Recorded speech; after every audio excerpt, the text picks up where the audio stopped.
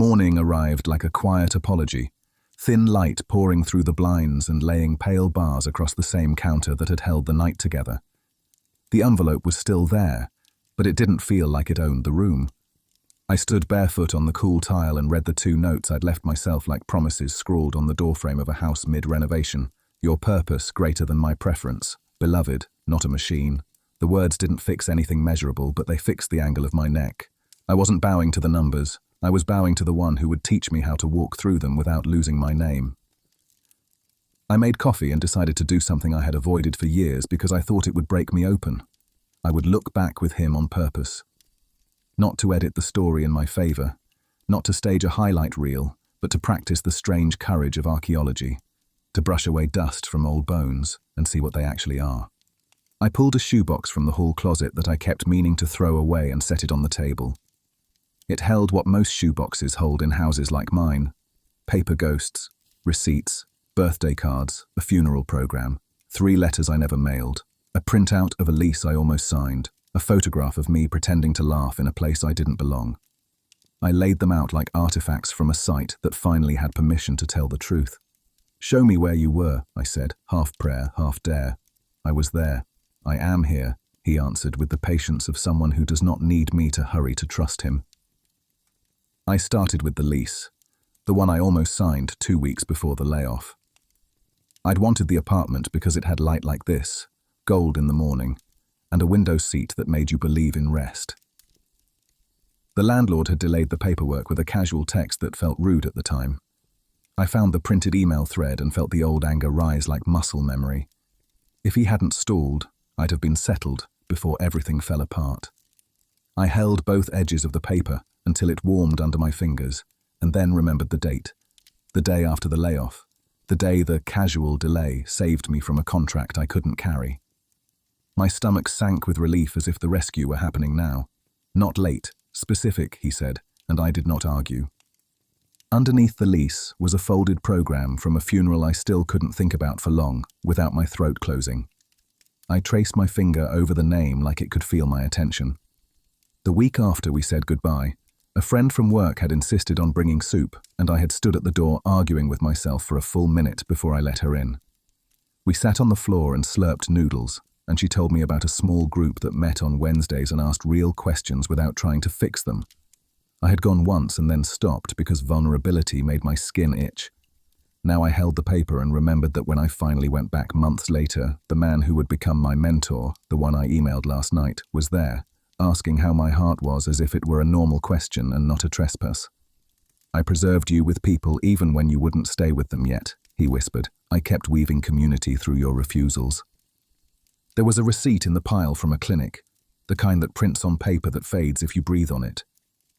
I could barely make out the date, but I remembered the day. My appointment had been cancelled at the last minute, and the receptionist had squeezed me in with a different doctor I would not have chosen because he was newer and I didn't trust new for things that mattered. He noticed something the first doctor had never mentioned, sent me for a test, and I got to intervene early on a problem that would have been louder later. At the time, I called it luck and moved on. Today, I wrote mercy in the margin of the receipt with a pen that didn't belong on thermal paper and watched the ink bleed like gratitude. I was not punishing. I was pruning, he said with the tenderness of a gardener, removing what would choke the season not because anger demanded it, but because love did. A photo slid out from under a card and landed face up. It was me and a person I had once believed would be my forever, our smiles wide enough to be suspicious. I could feel the old ache flicker on, how that ending had taught me to measure God in doors that closed, how I had made the slammed wood into a theology. I set the photo in a square of light on purpose and let the details speak without me over-explaining them, the way my shoulder angled away, the way their eyes looked past me at something I could never give. Months after it ended, I learned those eyes wanted a life that would have asked me to be someone I would have had to leave myself to become. I thought at the time that God was indifferent. I see now that he was specific, saying no to a story that would have glittered for a while and then devoured me. I keep you from altars that eat their worshippers, he said. It feels like loss in the moment and like oxygen later. I found a voicemail I had saved from an older neighbor, a woman with a laugh that made you want to confess, and a pantry that could feed a small army without warning. She had called the week my hours were cut and said only, "Come by, I made too much." I went because it sounded less like charity and more like a joke. We ate stew at her table, and she taught me how to stretch meat and mornings, how to fold grief into prayer without pretending it wasn't heavy. I had called it coincidence that she texted on the days I could barely name what I needed. I set the phone on the table now and played the message. Her voice filled the kitchen like it always did, wide and warm. Tears surprised me the way rain sometimes sneaks up on a clear day. "I sent her to be bread and witness," he said. "I was keeping you human when you attempted to become tool." There were smaller threads that glinted when I turned them to the light, nothing cinematic enough to make a movie but mosaic pieces that make a life. The bus I missed that led to a coffee line where I overheard a job lead I would ignore for a month and then follow. The broken headphone that made me walk home in silence long enough to hear the question that changed how I pray. The day I locked my keys inside, and the neighbor who showed me how to jimmy the window and then asked if I'd eaten dinner, and I said no, and we ate spaghetti that tasted exactly like childhood mercy. I wrote dates beside each memory and watched a pattern draw itself without my help, something like a net that had been under me longer than my fear admitted. "I was making a way when you were making an exit plan," he said, and my laughter came out wet. I opened the Bible because the room had become a place where it made sense to read the words out loud and let them be bigger than my opinions. Romans 8 fell open by muscle memory now, and I underlined what I had underlined last night, but with a steadier hand. God works. I circled all things like I was circling children after a field trip, counting them back in from the bus. This bill, that breakup, this quiet kitchen, that old vow, this present breath. I boxed for good and wrote the definition in the margin so I wouldn't negotiate with it later. Christ formed, honesty, surrender, alive. I drew an arrow from his purpose to the date on the calendar I had taped to the wall and wrote, "Not late, specific."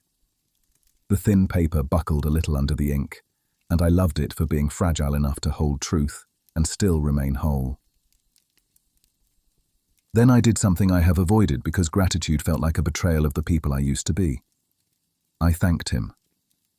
Not in the vague, sweeping way that erases pain, but in the deliberate way that refuses to call rescue by any smaller name. I thanked him for the delayed lease, and for the doctor who was new and therefore hyper-attentive, and for the neighbor with the stew that tasted like being kept. I thanked him for the doors that closed and the hands that knocked anyway, and the poster on the bus that said purpose greater than plans like it was preaching to my commute. I thanked him that the night stayed ordinary so I would learn to expect him in rooms without stage lighting. The gratitude did not come out like a speech. It came out like a song I didn't know I knew, low and halting at first, then stronger. Words I'd heard all my life moving through me as if they had been waiting for this exact hour to become mine. I rinsed my cup and let the water be percussion. I turned off the faucet and let the silence be the pause between verses. I put my palm on the counter where the envelope sat and sang quiet, because quiet fit the morning. It was worship the way most worship actually is when no one is watching, small and true and sufficient. "I inhabit this," he said, not demanding volume, just accepting honesty as an address he likes to stay at. The envelope did not evaporate, and I did not lie to myself about that. I slid it under the notebook again, not as avoidance but as liturgy, the word on top of the worry, presence over paper. I wrote a phrase on the outside of the envelope in thick marker, a reminder for the next panic. Variable, not verdict. If the number changed today, I would bless him. If it did not change today, I would bless him. Either way, the good he was working had already begun to take up more space than the bad that had demanded center stage. It felt like choosing the true scale when everything in me wanted to weigh reality with the broken one that always puts fear on the heavy side. I took the calendar down and circled a handful of dates with a red pen. This one where a stranger covered my coffee because my card failed and I laughed to keep from crying. That one where a cancelled meeting led to a walk that led to the sentence I'm still living on. This other one where I almost signed something that would have shackled me because I wanted to be finished more than I wanted to be faithful. I wrote "kept" beside each circle, and the kitchen started to feel like a museum curated for one visitor and one curator, a place where the installations are ordinary objects that tell a story too specific to be random and too gentle to prove anything to anyone who doesn't want to see. I thought about the people I had resented for not doing what I fantasized they should have done to make my life easier. I felt the resentment loosen its fists when I admitted they were as tired as I am, and God is not delegating my sanctification to their schedule. I whispered their names like a release and asked for blessing to travel toward them like a warm front. I did not need an apology to practice this. I needed only the recognition that I am not the center of anyone's providence, not even my own. I am careful with them too, he said, and the sentence undid a knot I didn't know I had tied around my own throat. I flipped to Romans 8:29 and wrote a date in the margin with a note. This is when I believed you meant it. Not the first time I heard it, not the 100th time I quoted it, but the morning when the verse stopped feeling like a slogan for hard days and started feeling like the spine of my life. That you are conforming me to the image of your Son, not with the blunt tools of shame and hurry, but with the patient pressure of truth and presence. I wrote another sentence under it because I needed the redundancy. Good equals Christ in me, not convenience for me. When I closed the Bible, the words felt too alive to stay on the page, as if they had taken a deep breath and would keep breathing even if I forgot for a few hours and came back later needing to inhale again. The room looked the same to anyone else, but I could tell it had changed occupants. Where anxiety had camped and hung its wet clothes to dry, gratitude had moved in with a small lamp and a soft chair. I wanted to tell someone, not to perform, but to witness. I took a picture of the 2 notes on the fridge and the envelope with its new label and sent it to my mentor with 3 words. I see fingerprints. The reply came fast, a simple, keep tracing. And I smiled because obedience had finally started to feel less like detention and more like being taught to read. If nothing was wasted then, nothing is wasted now. It is a dangerous sentence in the most healing way. Dangerous to despair. Dangerous to the story that says meaning evaporates when outcomes refuse to behave. I stood in the kitchen and felt the question rise that always comes after worship when worship is honest. What do I do with this day I just got back? Who do I become in the grocery aisle when the old panic whispers? How do I spend this breath in a way that agrees with the God who has been preserving me in ways I didn't have words for until this morning? I found myself humming the verse like a breath prayer I could carry into bus rides and waiting rooms and phone calls. In all things, you work for good, your purpose. I practiced it on the way to the sink, on the way to the door, on the way to the mirror where my face looked like it belonged to someone I might trust with more decisions. This would not make the day easy. It would make the day true. Walk with me in the ordinary, he said, like a friend texting, I'm outside, and I grabbed my keys because the invitation felt too specific to ignore. Before I left, I touched the table where the shoebox lay open, and the artifacts rested in their new meaning. I didn't need to put them away yet. Let the museum stay open a little longer. Let the room keep telling whoever walks in, mostly me, what happened here. We looked back and found preservation. We looked down and found our feet on a floor we did not build. We looked up and found that worship fits even small kitchens at inconvenient hours. I whispered thank you, not because I thought he needed to hear it to be himself, but because I needed to hear myself say it to be who he is making me. And as I stepped over the threshold, I felt the shape of the next good work, not the fix or the windfall, but the mission that grows out of gratitude like fruit on a tree that finally found its right soil. If he can weave this in me, then the very places that were wounds can become tables where I set bread for other people who think their bills are verdicts. The day outside smelled like rain and concrete in a beginning. The story was not finished. It had simply turned its face toward praise. The day met me without ceremony, bus brakes sighing, a stroller's squeak, the wet smell of concrete and rain. Ordinary. I felt it anyway, the way a field feels the first wind after winter. Not drama, just thaw. I carried the verse like a pocket flame I checked with my breath. In all things, you work, for good, your purpose, and it warmed without burning. On the bus, a man argued softly with a woman about nothing that was actually about everything. I wanted to look away. Instead, I practiced the new life in public. I prayed for both without announcing it, then offered my seat, then smiled at the woman when our eyes met in that embarrassed way humans do when we realize we're all more breakable than we let on. This is how resurrection walks, small, Faithful, again and again, he said, like a reminder more than an instruction. At lunch I bought one extra meal, cheap, simple, and tucked plastic cutlery and a folded napkin into the bag like dignity. I didn't romanticize it or make it a personality. I just watched for whoever looked how I felt last night. It wasn't hard to find them. I didn't fix his story with mine. I sat on the curb and ate beside him so the sandwich wasn't a sermon. We didn't talk much. He said, "Thanks." I said, "You're welcome." That was all, and somehow it felt like enough. I heard the whisper, almost a grin in it, "Feed the hungry with what I gave you in famine." Back home, I set a reminder on my phone that would repeat daily at 10 a.m. Loved, called, becoming. Not because I feared forgetting, I knew I would forget, but because holiness is often built on alarms and sticky notes and friends who text, "How's your heart, really?" I scheduled the budget class for Tuesday and a coffee with my mentor for Friday. I made 2 columns on a scrap of paper above the sink, Fear's plan and Faith's plan, and under Faith I wrote only verbs I could do today: tell, ask, show up, listen, bless, build.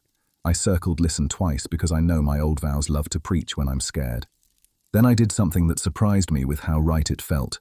I designed a simple liturgy for panic, the next one, because there's always a next one. I wrote it on an index card, taped it inside the cabinet with the mugs, and wrote, "Open when the floor drops" on the outside in thick pen. Inside it said, 1. Breathe. In 4, hold 4, out 6. 2. Say it plain. I'm afraid of Ammon. 3. Pray the hinge. Your purpose over my preference. 4. Text 2 people. Please sit with me, no fixing. 5. Do one small faithful thing. Dishes, shower, walk, give. 6. Read Romans 8:28-29 out loud. 7. Name what cannot be lost. Loved, called, becoming. I placed a second card behind it addressed to the next one, whoever they are, with 3 lines only. I won't minimize your pain. I won't fix you. I will stay. I want my kitchen to be ready to host someone else's 3:12 a.m. before it ever happens. If you're listening to this and wondering what the lesson actually is, because life rarely tells you the morale before the credits, I'll say it as plain as I can, right here where it matters. Romans 8:28 is not a guarantee that my plans will work. It is a guarantee that God is working, right now, inside all of it, toward a good he defines as Christ formed in us. That means bills and breakups and waiting rooms do not get the last word. It means variable, not verdict, is not positivity, it's theology. It means the 2 conditions matter, loving God and saying yes to his purpose. Because this is a relationship, not a vending machine. It means comfort is not the measure of whether God is near, presence is, and presence is promised. So here's what I'm doing differently, and what you can try if the floor keeps dropping. I'm replacing why me with form Christ in me. I'm asking 2 honest people to be my first calls, not my last resort, and telling them exactly what to do when I panic. I'm keeping a synergy journal, 1 page where I track the small threads that don't look like rescue until I line them up and see the net. I'm practicing slow gratitude, thanking God for specific preservatives I once called accidents, without using gratitude to silence grief. I'm serving 1 concrete person every week with what I needed when I was hungry. Presence more than advice. I'm honoring Sabbath in miniature, a Sabbath hour where I do nothing useful, just to tell my body that usefulness is not my covenant. And I'm refusing to weaponize Romans 8:28 at anyone's pain, including my own. We don't slap it on, we sit with it until it opens.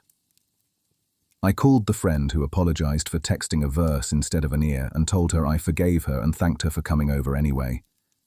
We laughed about how both of us prefer tidy and how God has clearly decided to tutor us in true.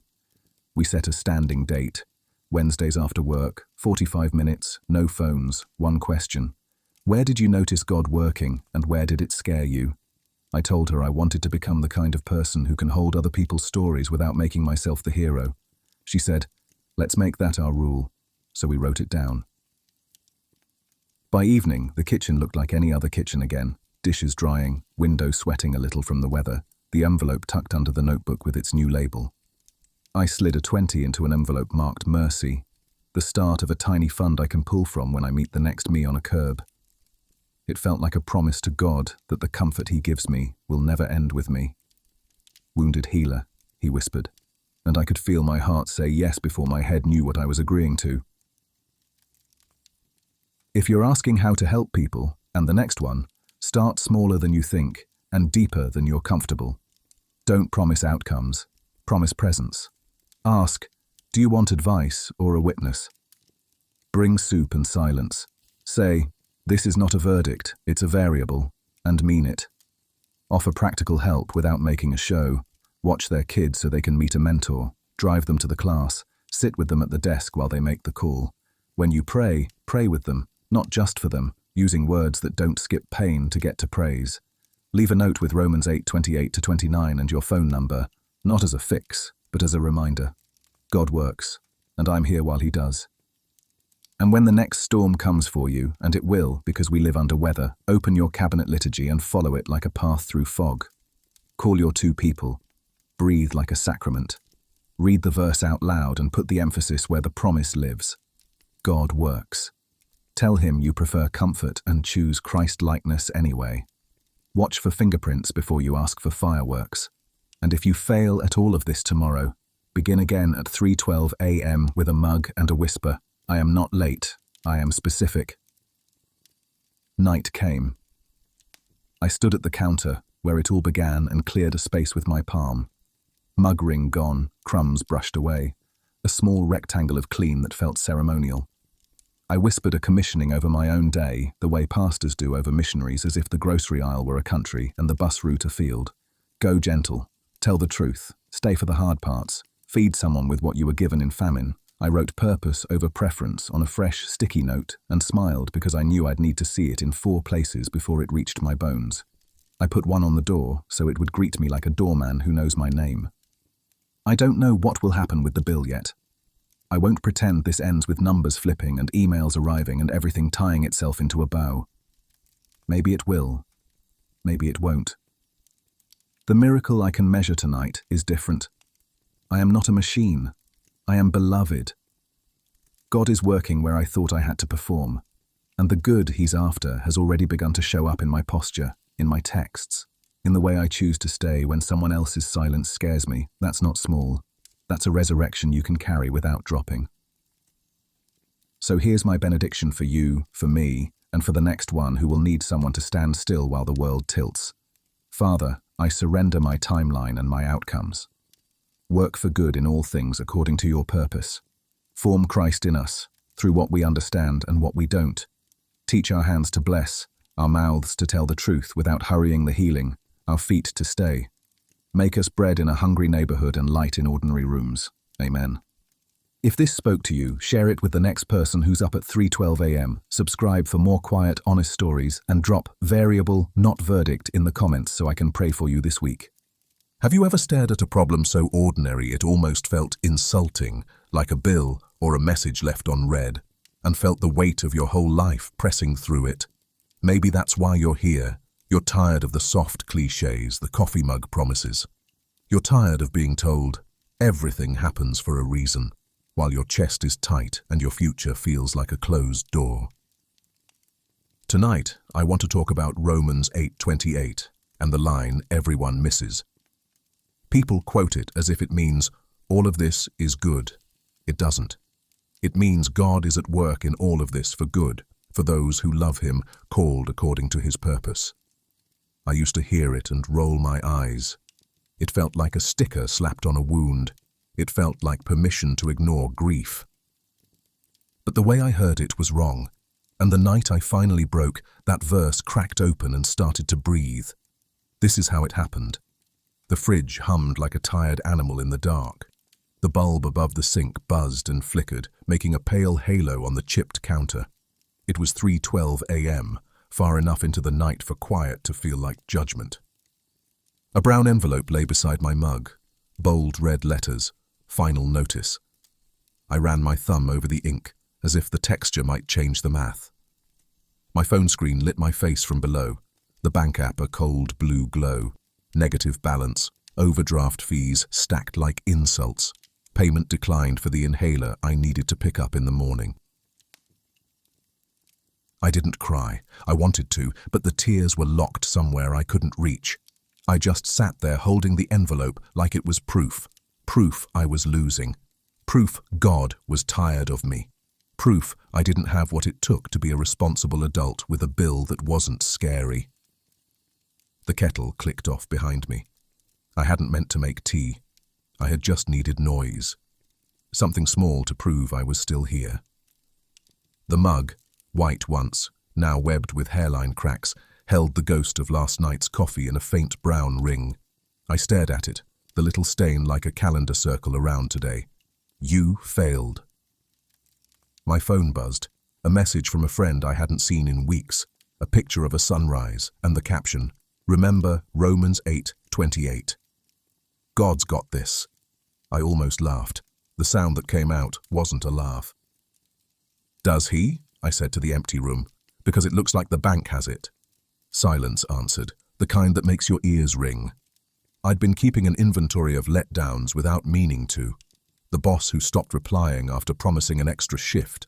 The friend who said I'm praying but never called. The church group that asked how I was and then filled the air with their own stories. The parent who told me to be positive, which felt like saying, pretend better. I could hear their voices while the fridge hummed and the bulb buzzed and the bank app glowed. You did this. You're not enough. God helps those who help themselves. I believed all of them tonight. I slid down the cabinet until my back hit the floor, cold tile against the curve of my spine. The envelope lay like a small, loud thing on my knees.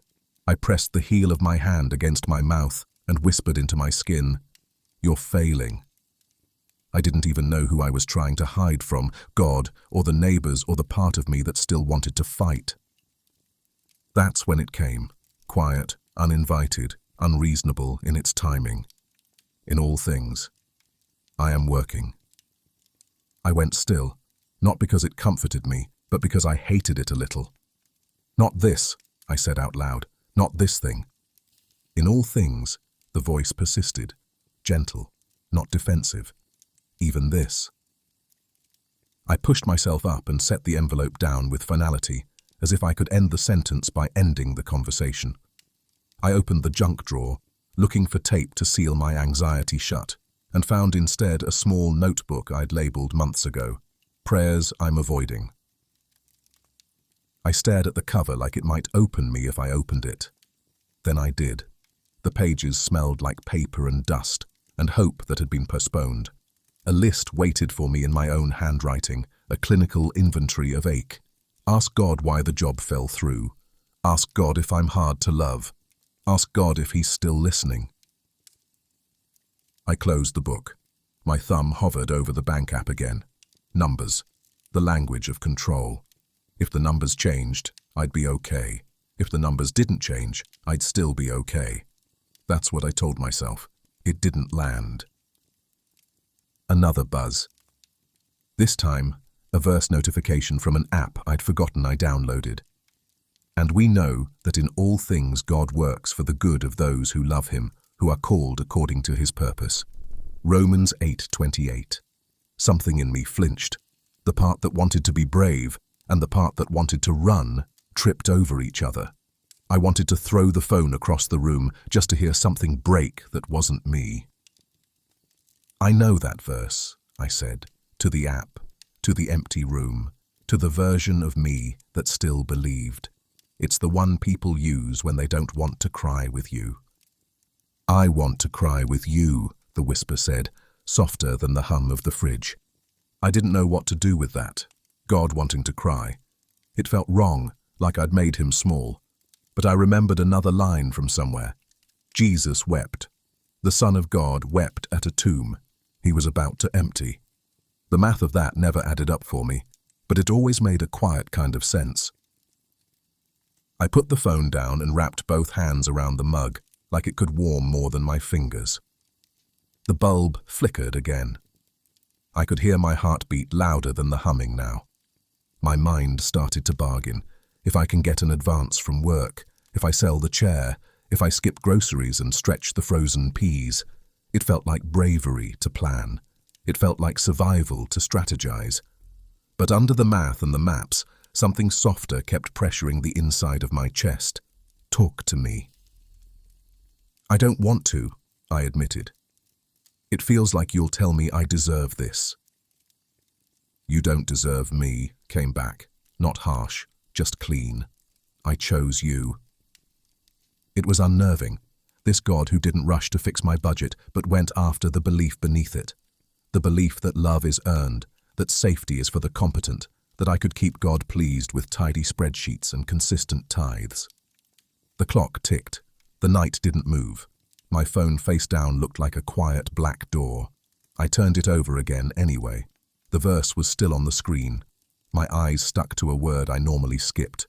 God works. Not things work. Not time works. Not if I try harder it works. God works. My brain supplied objections at machine gun speed. If God is working, where was he when I lost the job? Where was he when the person I trusted took their silence and walked? Where was he when the diagnosis came back, monitor and wait, and my blood froze under my skin? The whisper didn't argue my pain away. It didn't list reasons. It didn't offer a tidy moral. It just said, with a patience I didn't have for myself, I was there. I am here. I am working for good. Define good, I said, because right now, good would be the number in my account changing. No answer, not the kind I wanted. Instead, a shift for those who love him. The words sat like a question I didn't want asked. Do you love me, or do you love outcomes? The shame rose hot. I wanted to shout, both. I wanted to make love a lever. I wanted to make obedience a transaction. I kept the rules. Give me the life. I will give you myself, he said. And I will make you like my son, even here. Especially here. I leaned my forehead on the cabinet door and let breath fall out of me slow. I realized I'd been running a race I didn't name, sprinting after proof that I was worth keeping. Every no felt like a cosmic evaluation. Every bill felt like a verdict. The notebook waited open on the counter, the page titled, Like a Dare. Prayers I'm Avoiding. I picked up the pen. My hand shook. I wrote, messy. I'm afraid you'll say this is my fault. I'm afraid you're tired of me. I'm afraid you only love me when I'm winning. The truth landed like a stone set down, not like a stone thrown. For a second I could breathe all the way to the bottom of my lungs. I loved you first, he said. Not because, before. Okay, I whispered. It was not a triumphant okay. It was a small, exhausted one, but it was the first true word I'd said all night. I slid the envelope under the notebook as if covering it could quiet it. It didn't, but it stopped shouting. The bank app still glowed the same number. The night was still night. Nothing had changed and something had shifted. It felt like the floor under a closed door moving, like someone on the other side was putting their shoulder to it. I turned the phone screen off and the kitchen went back to dull golden. I could hear the street outside, one car, then silence, then a dog. I could smell the faint lemon of the dish soap and the cooling tea. The world kept being ordinary. Somehow the ordinary felt like it could hold me for another minute. I started an inventory that wasn't abandonment, just facts. I have a bill. I have a body that is tired and still breathing. I have a notebook and a pen and a God who says, he's here. I flipped the notebook to a new page and wrote a title I didn't expect. What if good means Christ in me? My hand didn't know how to finish the sentence, so I left it open, a question begging for a long answer. I thought about how I'd been taught to measure miracles, sudden checks in the mail, impossible doors swinging. I wanted those. I still do. But the verse on my phone whispered a slower miracle, the kind you have to look for across days. God works. The verb is stubborn. It keeps going. It gets up when I don't. I closed my eyes. In the dark behind my eyelids, I saw not a sunrise or a light at the end of a tunnel, but a workshop, rough bench, patient hands, something being shaped. Me. Let me form you, he said, not with a threat, but with a tenderness that made me want to argue less. Let me be the agent. Let me be the one who works. You don't have to hold the universe up with your spreadsheets. I wanted to say yes and meant it halfway. That was enough honesty for the night. I put the pen down. I wiped the mug clean and left no ring on the counter like I was daring the morning to meet me fresh. The bulb hummed. The fridge clicked. Life's smallest liturgies kept the night from unraveling. I carried the notebook to the bedroom and set it on the nightstand like a small, stubborn altar. I didn't know if sleep would come. I didn't know if help would either. But the verse stayed with me, not as a sticker over pain, but as a seed under it. In all things, God works for good for those who love him, who are called according to his purpose. Your purpose, I said into the dark, tasting the words like medicine I wasn't sure I liked. Your purpose. Over my preference. Silence again, only this time it didn't feel like judgment. It felt like an ear pressed to the wall between rooms. Morning would come with numbers and calls and the same envelope waiting by the sink. But something had already begun, not the ending, not the fix, the work, his work. And if I dared to keep listening, I knew the next question would be the hardest. What wounds does this crack reveal? What story was I telling about myself that made a bill feel like a verdict? What kind of love had I believed in that always made me keep score? I didn't have the answers yet. Only a page that said, "What if good means Christ in me?" And a quiet voice that refused to leave. I am not late. I am specific. I let the words settle, like a faint hand on my shoulder, like the exact weight you're meant to carry, and no more. The night held. The door didn't open. But for the first time in a long time, I wanted to know what was on the other side of it. So I asked him, barely above a breath, barely awake, completely sincere, "Show me what you're working, and show me where I learned to call your work a wound." The answer would not come all at once. It would come like archaeology. Dust brushed from old bones, a story pieced together from fragments, a name emerging slow. But the first tool was already in my hand, the willingness to look. And that is where my beginning ends, at a kitchen table in the dark, with a bill under a notebook, with a verse on a screen, and with a God who, against the small evidence of my life, refused to be absent. If I opened that notebook and kept going, I knew the crack would widen, not to swallow me, but to show me the layers beneath. The wound wasn't just about money. It was about who I believed I was and what I believed God required to stay. Tomorrow, or the next breath, if you're still with me, we'll start digging.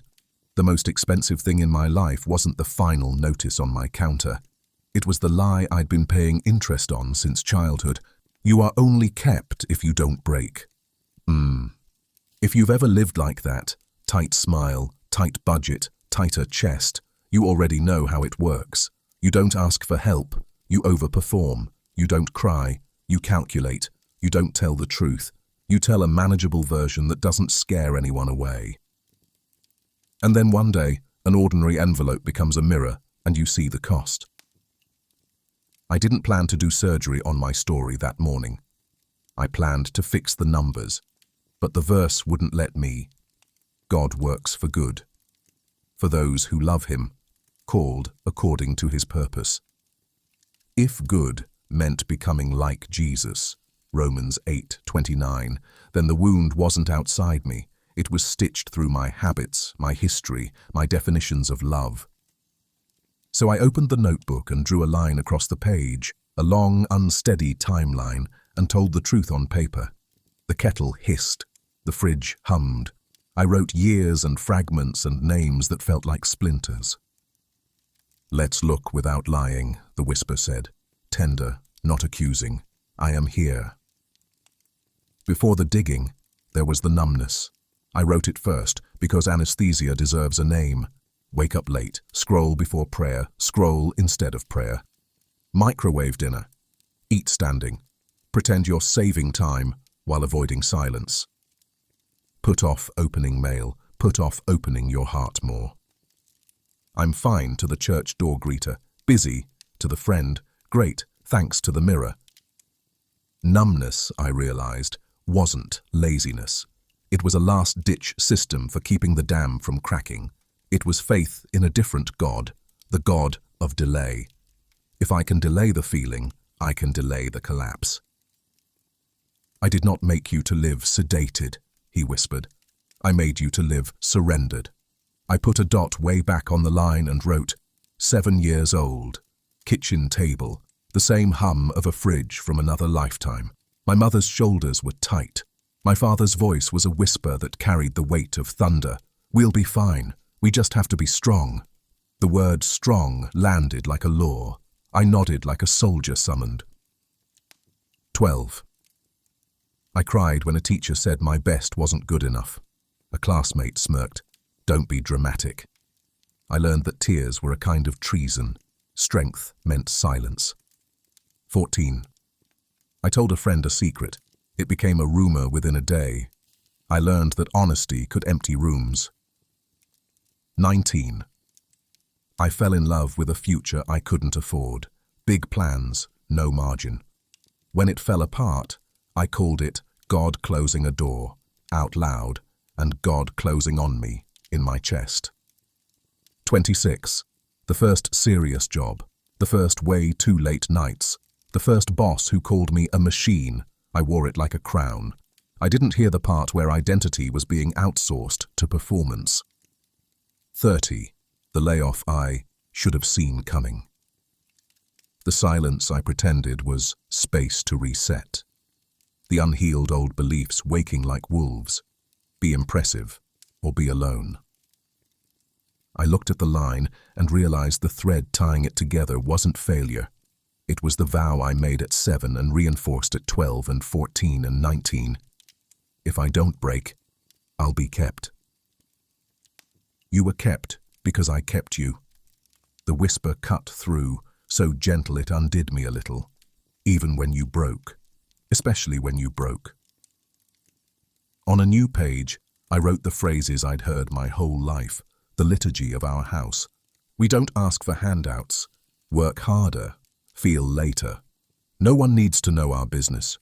Strong people bounce back fast. I underlined them one by one, then I wrote their gospel under each. Earn to be kept, hide to be loved, hurry to be safe. There was no villain in these phrases, just people doing their best with the tools they had in a world that doesn't give gentle grades. But the phrases had become my scripture, and they were misquoting God. I do not love machinery, he whispered. I love you, not your output, not your mask. You. The day began to offer coincidences like breadcrumbs.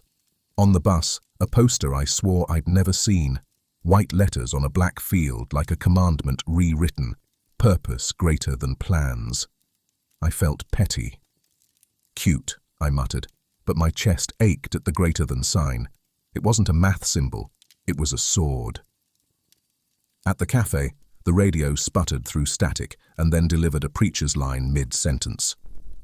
For those who love God, not for those who perfectly manage outcomes, but for those who love God, my hand tightened around the paper cup until the lid squeaked. On the sidewalk, I overheard two strangers outside a clinic. You're not late, you're right on time. Healing takes the time it takes. The phrase sounded familiar in my bones, like something he'd already said in the kitchen. I am not late, I am specific. I wanted to dismiss all this as random, but the timeline in my notebook made dismissal feel dishonest. It looked like someone was staging an intervention through street posters and radio glitches and overheard courage. I tried to read anything but Romans 8. I opened to Psalms. I landed on, "The Lord is close to the broken-hearted." I nodded. Good verse. Then the page flip stuck, and when it loosened, it fell open to Romans 8. There it was again. I closed the Bible, laughed a little at myself, reopened at random. Romans 8 again. Okay, fine, I said. Say it then. I read it slow so the words couldn't blur into a slogan, and we know that in all things God works for the good of those who love him, who have been called according to his purpose. We know. Do we? I wrote the question in the margin. Do I know, or do I just quote? All things. Did all mean this bill, this panic, this ache that began before I had language? If Panta, all things, included the childhood table and the adult layoff and the rumor that broke a teenage heart, then I wasn't doing math anymore. I was watching a weaver. God works. I traced the verb with my finger like it could warm. Not me working the system, not fate doing favors. God works. A present tense artisan in a present tense mess. Good. Not the cheap comfort I kept trying to buy on credit, but the Christ-likeness I'd been dodging because I thought strength meant silence and success meant invulnerability. Love him, did I? Or did I love what I believed he'd give me if I performed? His purpose.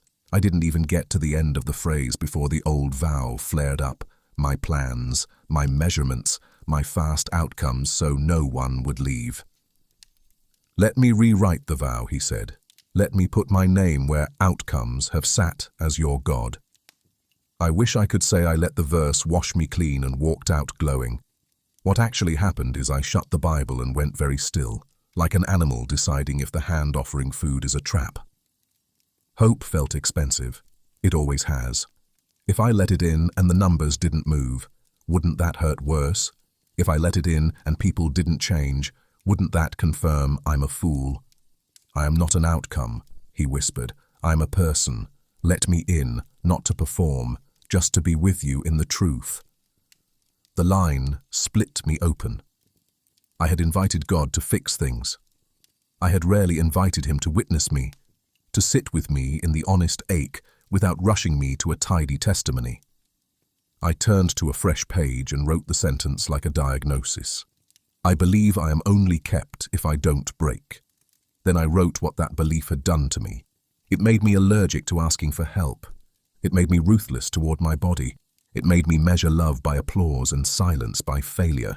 It made me call God pleased only on days I performed. I drew arrows backward to childhood scenes, forward to adult choices. The pattern was embarrassing in its consistency. The bill wasn't the wound. It was the crack that let me see the wound's architecture.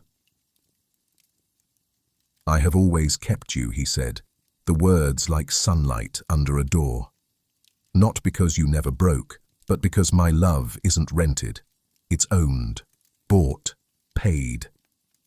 Paid, I repeated, and the word startled me.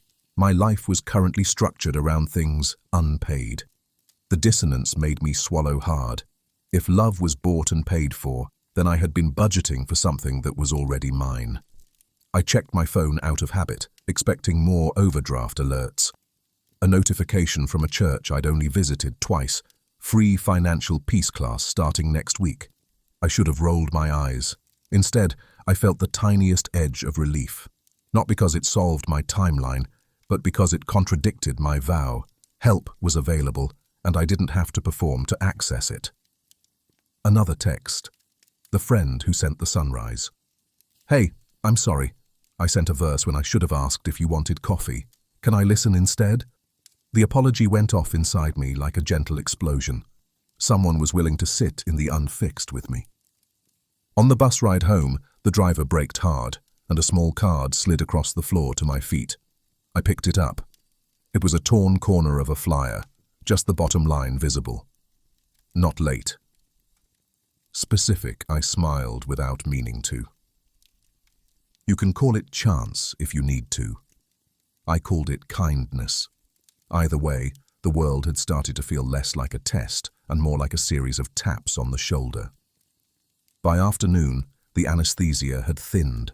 Feelings began to return like pins and needles. Painful, yes, but proof of life. I made a small decision. I would tell 2 people the truth before the day ended, not the curated version, the real. First, I texted the friend. Coffee would help. I'm not okay. I have a bill I can't pay and a belief I can't carry anymore. My finger hovered over send like it weighed 10 pounds. Then I pressed it. The world didn't collapse.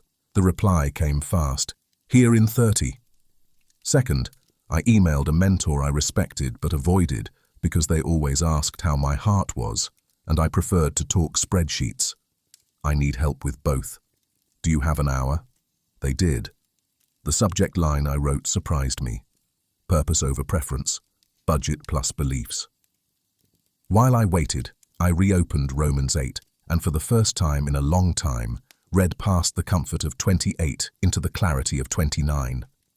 For those God foreknew, he also predestined to be conformed to the image of his Son.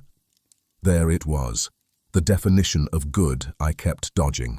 Christ-likeness, not convenience, not speed, not public proof I was winning. Christ formed in me. I want to look like you, I said, quietly terrified of what that might cost. And I want you, he answered, like that was the point. Even when you shake, even when you stall, I am not going anywhere. Before my friend arrived, I stepped into the bathroom. The mirror held a face I had been grading for months, sleep-creased, under eyes like smudged thumbprints. I watched my mouth practice the sentence, I need help. It felt like trying on a new language. Help, I said to the mirror. Help. My throat burned and softened. I wasn't rehearsing strength. I was rehearsing truth. It was strangely holy. I wrote one more list, old measures/new measures, and taped it to the fridge next to the final notice like a public repentance. Old, output, approval, speed, silence, independence. New, obedience, honesty, patience, presence, interdependence. I added a line under it in thick marker. Your purpose greater than my preference. My friend knocked. We sat at the kitchen table with the envelope between us like a third person who didn't know how to behave in company. I told the truth without performing it. No punchlines, no but God wrap-up. Just the mess and the vow and the verse that wouldn't leave me alone. She didn't fix it. She held it with me.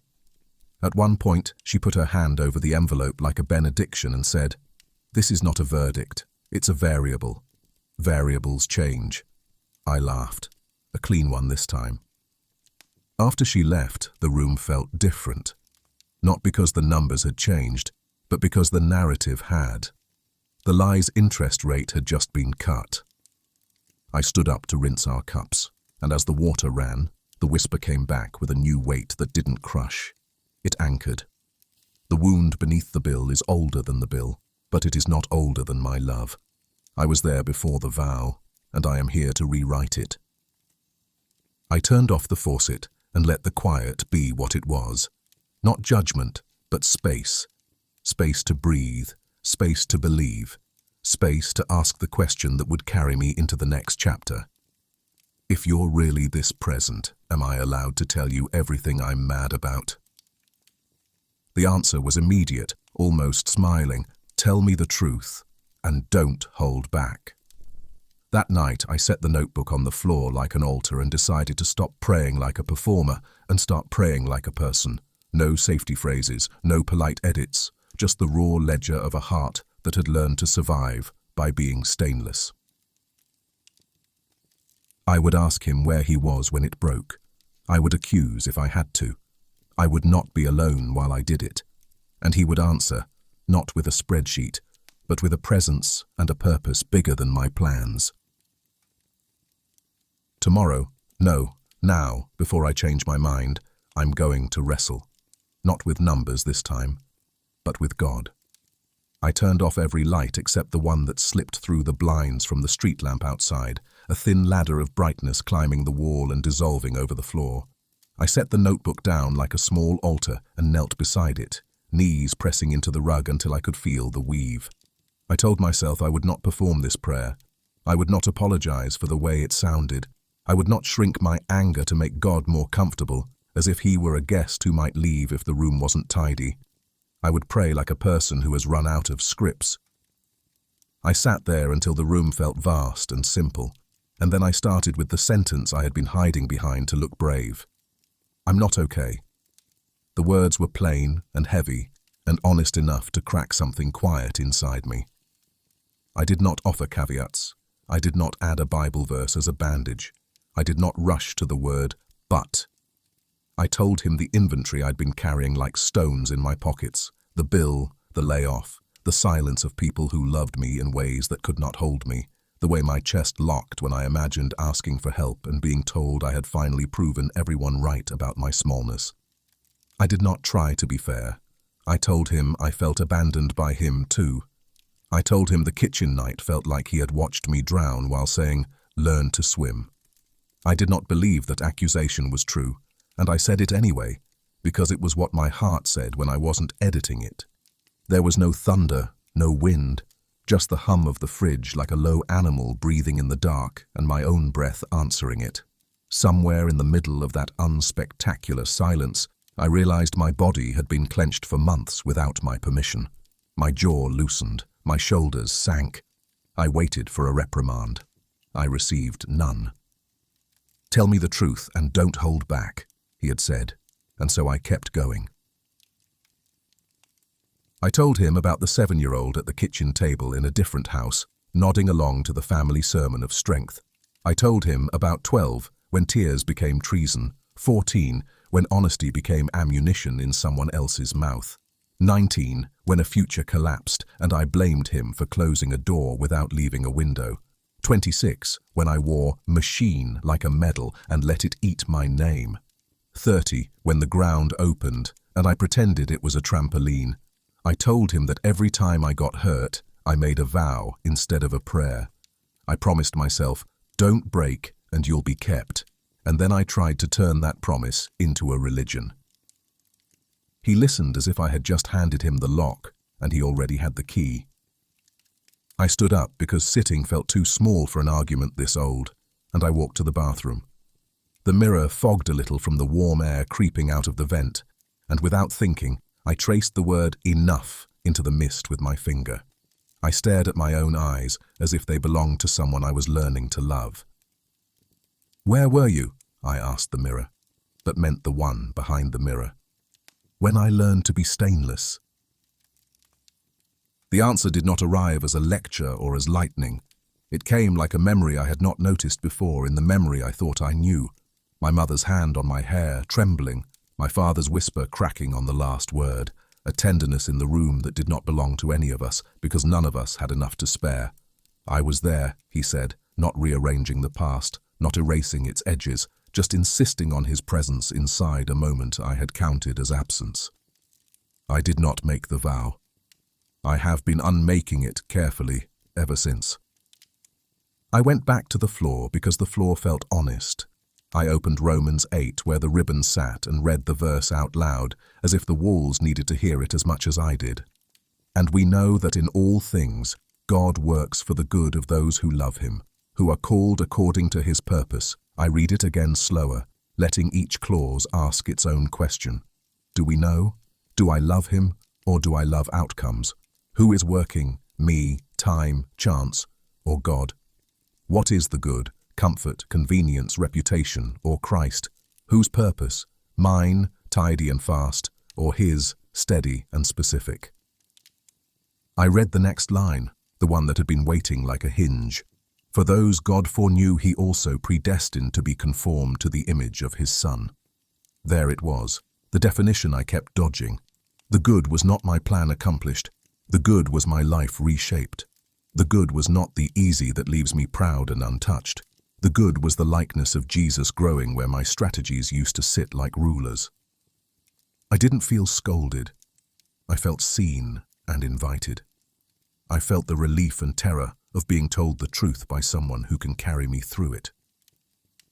"The good you want is to be safe from breaking," he whispered, as if he had been watching me explain myself to myself.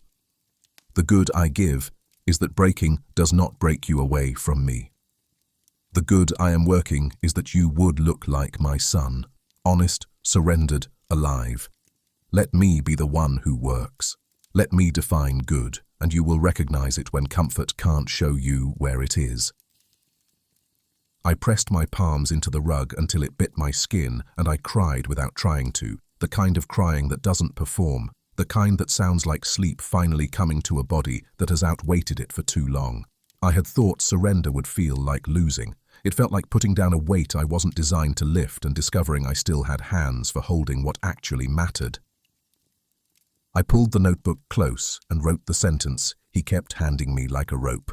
"Your purpose over my preference." The words looked too simple to carry a life, and yet they held like a beam across the mouth of a cave. I added another line I'd avoided because it sounded like begging, "Form Christ in me, even here." Then I drew a box around the old vow, the one that had rented space in my bones so long I mistook it for architecture. "You are only kept if you don't break." I put an X through it, not because ink can undo a lifetime, but because bodies follow what they mark and mouths learn to say what hands write. I asked him the questions that still felt like barbed wire and did not try to make them polite. Why didn't you keep the job? Why didn't you make them call back? Why does it feel like I am always one decision away from falling through the floor? Why is the world allowed to be this indifferent? Why does the word good sound like a trick when my account says the opposite of provision? He did not toss answers like treats. He did not remind me to be grateful. He did not quote himself at me. He did what he does when he is himself with us. He stayed, and in staying, he made room for a different center of gravity to form. "I am working in all things," he said again, the way a steady heart sets a rhythm the body learns to trust. "I am not late, I am specific. What looks like delay is me undoing a lie so that when the door opens, you can walk through as someone free." I thought of Jacob, the night he wrestled and would not let go without a blessing. I thought how strange it is that the blessing came with a limp. I had always prayed to be faster. Tonight I asked for the limp, the mark of a meeting that changes how you move through rooms.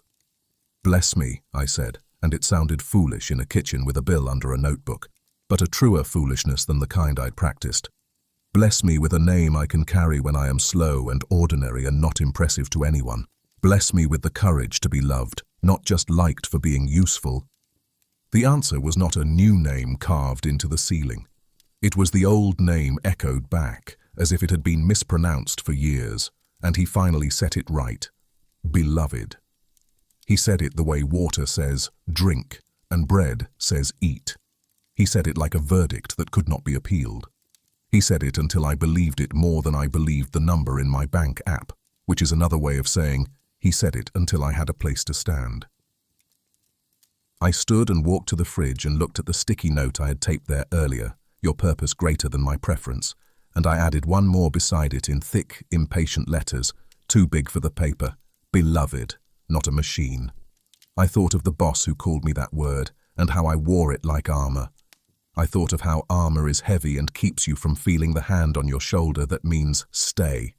I decided to practice putting the armor down in small ways that would feel like weakness to the part of me that was still learning a new alphabet. I picked up my phone and wrote the email I had promised the mentor. No flourish, no spin. "I'm asking for help with numbers and with the truth. I need both. I'm available tomorrow at 2. I pressed send before the part of me that hates dependence could stop me.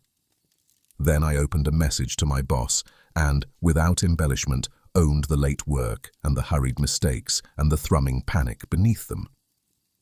I asked for a conversation about expectations that I had nodded to when I needed the job and could not carry now without becoming less human.